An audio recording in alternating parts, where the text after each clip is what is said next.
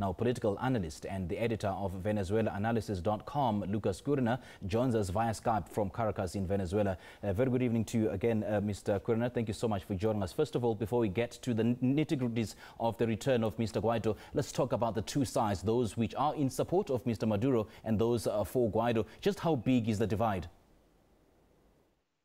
It's important to know Venezuela is a very divided society. Now, Nicolas Maduro has lost a lot of popularity due to the very severe economic crisis in the country.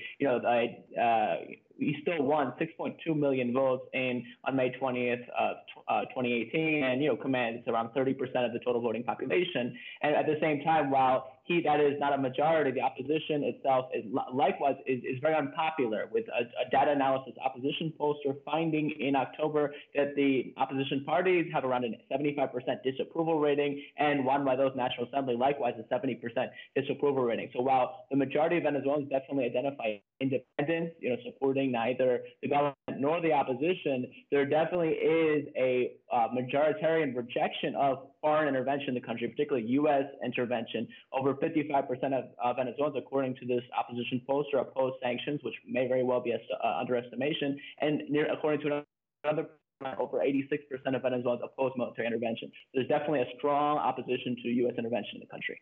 We saw Mr. Guaido returning after soliciting support from the Latin American countries. Is his return likely to be risky? And if so, how risky would it be, if at all?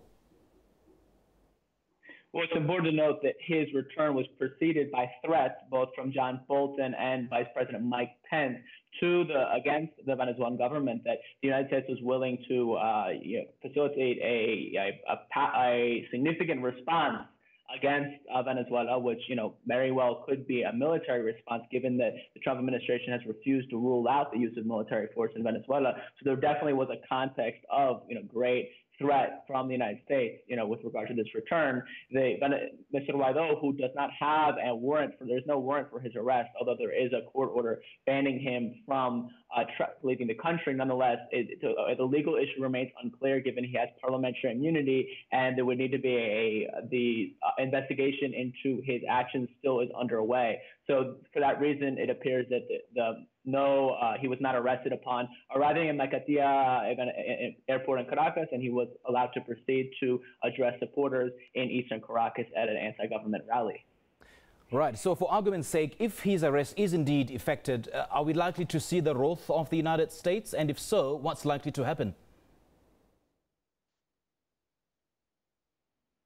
I think that we're looking at a game of chicken here, because, certainly from the point of view of Caracas, you have a little-known opposition leader, who, very small portion of the population actually knew before January 5th, who stood up in a plaza on January 20th, declared himself interim president of the country, and was immediately recognized by the United States and its closest allies, who, proceeded to provide him with foreign support and further in the country, with devastating measures and oil embargo, et cetera.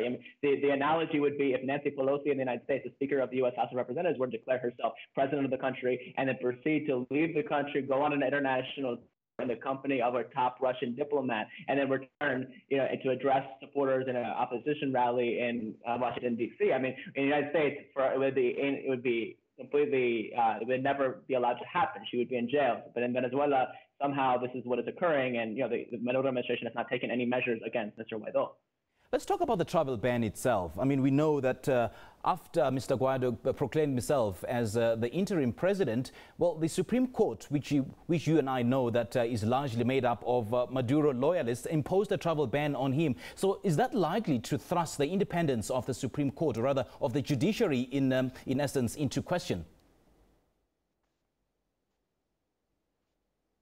Well, indeed. The issue is that, according to the article of the Constitution that Mr. Guaido is citing, Article 233, that claims that there is an absolute vacuum of power, and, with the argument being made that Nicolas Maduro is no longer exercising his constitutional functions, which, is a case that it's hard to prove. But if we grant that is the case, then that begs the question, well, under Article 233, when the interim president of Venezuela is sworn in, as Guaido swore himself in on January 23rd, within 30 days, elections must be called. And as that would have been February 23rd, just a week ago, and no elections have been called. In fact, the National Assembly has passed a law giving him up to a year to be in power until elections are called. So there really is a shaky constitutional basis, and as such, for that reason, I think that the authorities in Caracas are seeking to map out what kind of legal actions they can take to hold him accountable for what they perceive to be a violation of Venezuela's law. Just how much of a dilemma does President Maduro find himself in? I mean, on the one hand, if his government were to throw Mr. Guaido into jail for ostensibly defying the travel ban, that would by all means exacerbate the current crisis because, I mean, given the amount or the outpouring of political support that Mr. Guaido receives internationally. But then on the other hand, he can't be seen to be sitting by while the laws of the country are being violated, in this particular instance, the travel ban.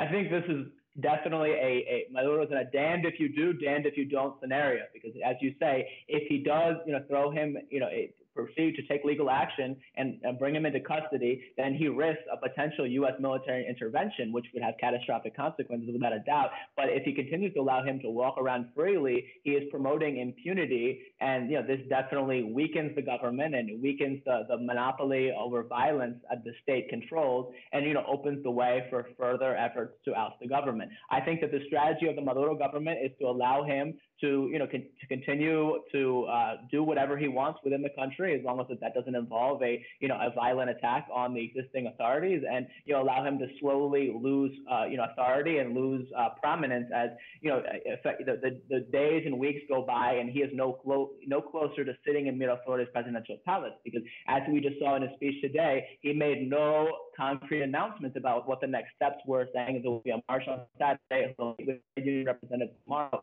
But his supporters are definitely losing enthusiasm and are starting to worry, is this going to be like all other previous opposition attempts to oust this government? Remember, the opposition tried 5 times before this, and they have failed every single time. The first time being the 2002 coup, in which they dissolved the Constitution with the support of the states, and subsequently in the anti-government protests in 2013, 2014, 2017, etc. So definitely there's I would say a concern about a loss of momentum on the part of the opposition. All right, Lucas, thank you so much for your analysis. We appreciated your time. That was political analyst and editor of VenezuelaAnalysis.com, Lucas Koerner, joining us via Skype from Caracas in Venezuela.